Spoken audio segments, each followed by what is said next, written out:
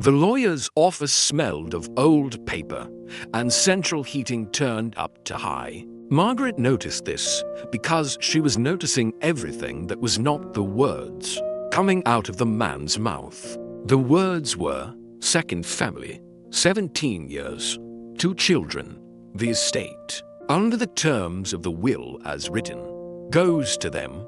She was sitting very straight. She had been sitting very straight for 40 years in rooms where the correct thing was to sit very straight, and the habit did not leave her now, even though this was not that kind of room, and this was not that kind of meeting, and nothing about what was happening was the kind of thing that required straight sitting. Mrs. Whitfield. She looked at the lawyer. He had the expression of a man who delivered this kind of news rarely and badly. I understand this is a significant shock. She looked at the window behind his head. Outside, people were walking. A woman with a push hair, a man in a red coat. Ordinary Tuesday things. Mrs. Whitfield, I want you to know there is one more item. She looked at him. Your husband left a separate letter for you only, not part of the estate, not contestable. He slid an envelope across the desk, her name on the front, his handwriting. The handwriting she had known for 43 years. She did not pick it up immediately. There is also, he said carefully, an address enclosed. She looked at the envelope, her name, his handwriting. After everything, he had written her name in that handwriting. Stay with me. Because what is in that letter and what is at that address is going to show you something about a man who was not everything he should have been, and who knew it, and who spent 12 years trying to do one thing right. Her name was Margaret Whitfield. She was 67 years old and had been, for 40 of those years, Edward Whitfield's wife. She had been a good wife, not in the performed way of someone who understood that appearing good was part of the role. In the actual way, the way that meant she had built a life alongside a man and raised 2 children and maintained a home and supported a career and been present at the dinners and the functions and the quiet Tuesday evenings that made up most of what a life actually was. She had loved him, not blindly. She had known him well enough to know his faults, which were real and specific, and had loved him anyway in the particular way of someone who understood that love was not the absence of difficulty, but the decision to remain present through it. She had not known about the other family. 17 years, a woman named Patricia, 2 children, now 15 and 13. A life that had existed alongside hers for 17 years without her knowing, which meant it had begun when she was 50 and Edward was 52, and their own children were grown. And she had thought, she remembered thinking, that they were entering something quieter and better. She had been wrong. She sat in the lawyer's office and held the envelope and was very straight, and did not cry because crying in the lawyer's office was not something she was going to do. She would cry later. She knew herself well enough to know that.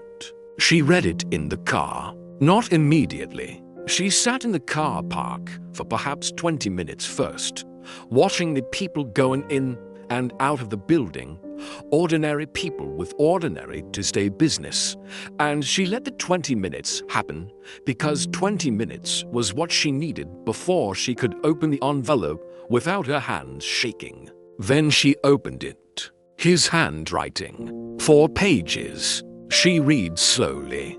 He began with the things that could not be undone and did not try to make them smaller. He had met Patricia at a conference in Edinburgh. He had told himself, for the first year, that it would stop. It had not stopped. He understood that understanding why something happened was not the same as making it acceptable, and he was not going to insult her with explanations that functioned as excuses. He was sorry, not the word sorry.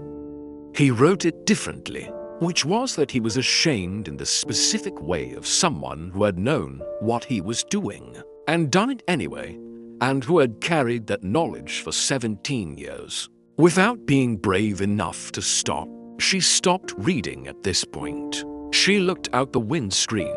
A woman was struggling with a shopping trolley. A small dog was pulling its lead toward a lamppost. Tuesday. She went back to the letter. On the third page, the handwriting changed slightly. She had seen this before. This particular change. It meant he was writing something he had been thinking about for a long time, and had finally decided to commit to. There is a house, he had written. I built it 12 years ago. You don't know about it. Nobody in the family knows about it. It is yours, only yours. I had it put in a separate trust in your name 11 years ago so that nothing, no matter what happened, could take it from you. She read the paragraph 3 times. I know this is not enough. I know a house is not the thing you deserved, but I wanted there to be one thing that was completely and only yours. One thing I did right. The address was on the last page. She sat in the car park for a while longer. Then she started the engine. It was 2 hours from London. She had not told anyone she was going. Her daughter Sarah had called twice since the meeting, and she had not answered. Because answering would require speaking, and speaking would require having decided how to hold what she knew, and she had not decided that yet. The address led her off the motorway and onto smaller roads. The particular English countryside of late October, fields going brown and hedgerows, and the occasional village with a church and a pub, and houses that looked as though they had been there for centuries and intended to remain. She almost missed the turning. A lane, unmarked. She would have passed it if the sat-nav had not insisted. The lane was perhaps half a mile. Trees on both sides, the specific canopy of something planted deliberately rather than naturally, the particular intention of someone who had thought about what the approach should feel like. Then the house. She stopped the car. She sat and looked at it through the windscreen. It was not large, not what you would call a grand house. A stone house, 2 stories, with windows that caught the October light and a garden that had been maintained recently by someone who knew what they were doing. Roses. She had always wanted roses properly planted. She got out of the car. The air was very still and smelled of autumn and wood smoke from somewhere nearby. She walked to the front door. There was a key in the envelope. She had not noticed it when she read the letter. It had been folded inside the last page. She unlocked the door. She went inside. The house smelled of fresh paint and clean rooms and the particular smell of somewhere that had been prepared for someone's arrival. She stood in the hallway for a moment. On the wall, a photograph of her, perhaps 30 years younger, in the garden of the first house they had owned, laughing at something off camera. She remembered the day, a Sunday in July. Their son James had been 3 and had been doing something with the hosepipe. She had not known this photograph existed. She went into the sitting room. The fireplace was real, stone, the kind she had mentioned once, years ago, that she liked, and had never thought about again because they had moved into a house with a gas fire, and it had not seemed important enough to raise. He had remembered the kitchen, windows that looked onto the garden, the rose garden, with a table positioned to see it directly. She sat at the table, through the window. The fireplace was The garden. The roses. She sat there for a long time. On the table, a second envelope smaller. Just her name. She opened it. Different handwriting this time. A solicitor's letter. The house, all documentation. The trust. Everything she needed to know. Laid out in the precise language of someone who had been instructed to make sure she could not be moved from here regardless of what anyone else said or did. Hers completely, unconditionally. No one could contest it. She put the letter down. She looked at the roses through the window. She thought about 40 years. She thought about the letter in the car. One thing I did right. Her daughter arrived on the Friday. Margaret had called her on Thursday evening and had told her not everything. The parts that needed to be said on the phone and the parts that needed to be said in person, and Sarah had listened in the particular way she had always listened, completely, without interrupting, and had said, "I'm coming tomorrow." She arrived at noon. She stood in the hallway of the house and looked at the photograph on the wall. "Is that you?" "Yes." "When was this taken?" 1987. "Your brother was 3. Sarah looked at the photograph for a long time. "He had this here." "Yes." She looked at her mother. "How long has this house existed?" 12 years. The word settled into the room. 12 years. Sarah said again. "Yes." They went into the kitchen.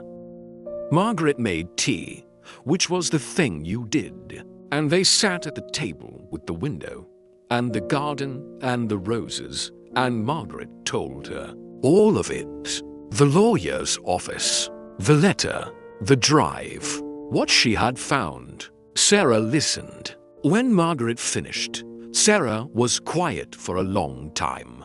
"How are you feeling?" she said finally. Margaret looked at the garden. "I'm not sure yet," she said.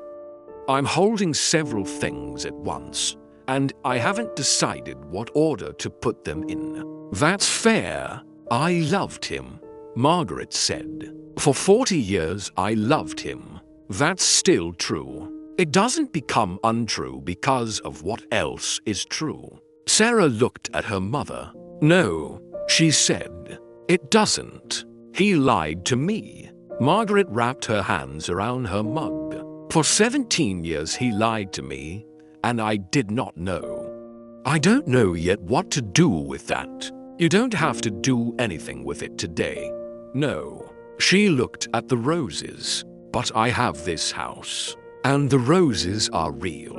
And he remembered the fireplace. She paused. "I mentioned it once, 30-something years ago. I didn't think he'd heard." Sarah looked at the fireplace. "He heard," she said. Patricia sent a letter 3 weeks later. Margaret had been expecting something. A solicitor's letter, perhaps, or a phone call through channels. Not a handwritten letter addressed to her directly, careful and uncertain. 3 pages of someone who had spent a long time deciding whether to write, and had finally written. She was not what Margaret had imagined. The letter was not what Margaret had imagined. Patricia wrote that she had not known, for the first 4 years, that Edward was married. She had been told he was separated. By the time she discovered the truth, she had 2 children and a life that was real even if its foundations were wrong. And she had made choices she was not proud of and had carried them. She did not ask for anything. She said only, "I am sorry for what he did to you. I cannot speak for him. I can only tell you that I am sorry, and that whatever you choose to feel about me and about this, you are entitled to it." Margaret read the letter twice. She put it on the table by the window. She looked at it for a while. Then she wrote back. Not immediately. It took her a week to find the words, and she went through 3 drafts. But she found them. She did not forgive easily. She did not say things she did not mean, but she wrote that she had received the letter, and that she believed it, and that she did not hold Patricia's children responsible for choices that were not theirs. That was all. It was enough for now. Some things took longer. She stayed. This surprised her.